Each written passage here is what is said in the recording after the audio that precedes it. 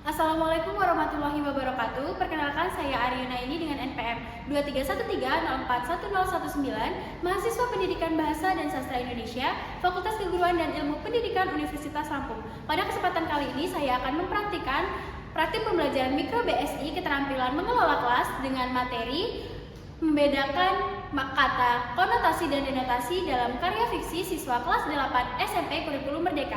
Sekian dari saya. Terima kasih. Wassalamualaikum warahmatullahi wabarakatuh.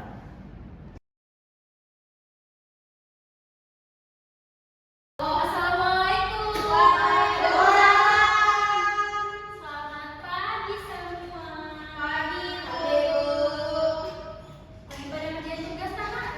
Iya, Ibu. Masya Allah ya, kelas ini baik. Apa kabarnya hari ini? Baik, Ibu. Alhamdulillah sehat. Alhamdulillah kita masih ketemu lagi di pertemuan hari ini. Alhamdulillah. Pembelajaran itu minta tolong untuk Haisa, Ibu. ketua kelas, pimpin doanya ya. Oke, teman-teman semua yuk fokus. Kita berdoa, teman-teman. Teman-teman yuk fokus. Enggak, teman-teman. Iya, kita teman-teman. Sudah menarik. Oke, teman-teman. Sebelum kita mulai belajar pada pagi hari ini, kita berdoa terlebih dahulu. Amin. Udah selesai. Pagi, Kak.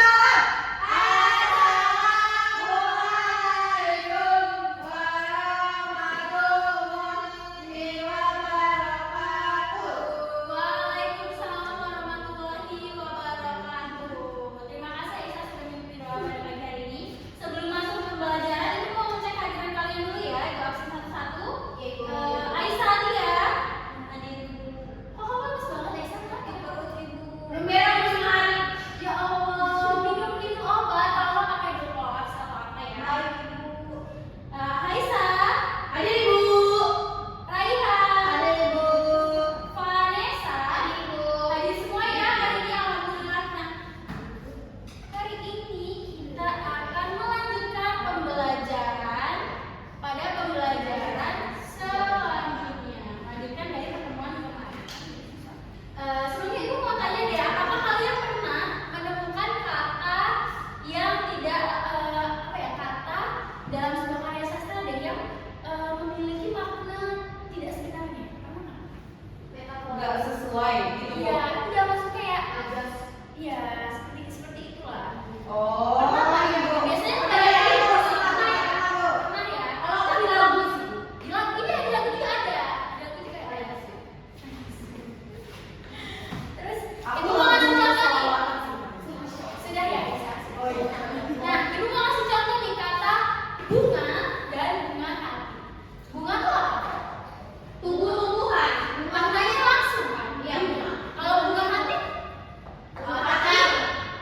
Hah? Iya. Ya, orang kasih. Tapi kan itu tergantung, Bu. Iya, emang subjektif sifatnya karena kan dia beda makna sih. Gue. Aduh. Nah, hari ini, jangan Bu. coba duduknya diurusin dulu. Aisyah lurus yang benar. Ini Aisyah sama ngecek. Bu. Aisyah ngecek dulunya. Oh, iya, Bu. Nggak mau, sorry. Udah dirapihin ya, duduknya dirapihin. Bagus loh ini kelasnya bersih. Siapa yang ngecek? Tuhan tuh lagi bilang, siapa yang masih Bahkan tanggal hari ini pun nah, Oh, iya, Bu. hari ini kita akan belajar tentang Membandingkan. kata denotasi dan konotasi dalam karya Fiksi. Sebelumnya kemarin udah pernah tuh belajar karya fiksi ya. Sebelumnya pas udah pernah belajar. Jadi kita ulas dulu sedikit tentang karya fiksi. Ada itu salah judulnya ya. Judulnya salah.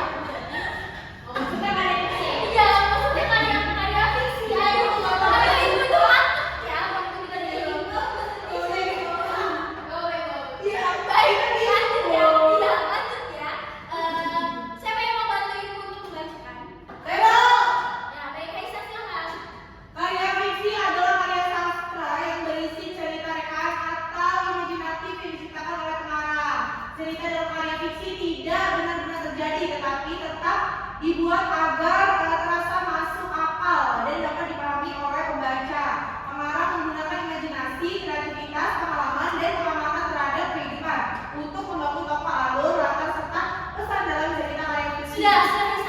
Aisyah mau melanjutkan? Nggak mau. Oh, nggak tahu. Aisyah, kamu tidak memperhatikan itu. Tanya dulu. Sampai mana coba? Oh. Iya. Area fisika saja bertujuan menghibur, menyampaikan nilai-nilai kehidupan dan menggugah perasaan pembaca melalui penyajian peristiwa yang menarik dan imajinatif. Contoh karya fiksi meliputi cerpen, novel, roman. Itu bapaknya romansa. Dongeng dan legenda, Bu. Baik, terima kasih ya. Aisyah lain kali diperhatikan ya. Ibu jadi kayak makan telur. Aduh iya, enak banget. Iya. Itu sayur, Bu. Iya, Salah. salah Ibu. Maaf ya. Baiklah, kita lanjut ke pembelajaran ya. Nah, karya fiksi adalah karya sastra yang berisi cerita rekaan atau imajinatif yang diceritakan oleh pengarang. Ini kita hanya mengulas saja ya. Kemudian selanjutnya itu ada apa itu? Kata denotasi dan konotasi. Iya.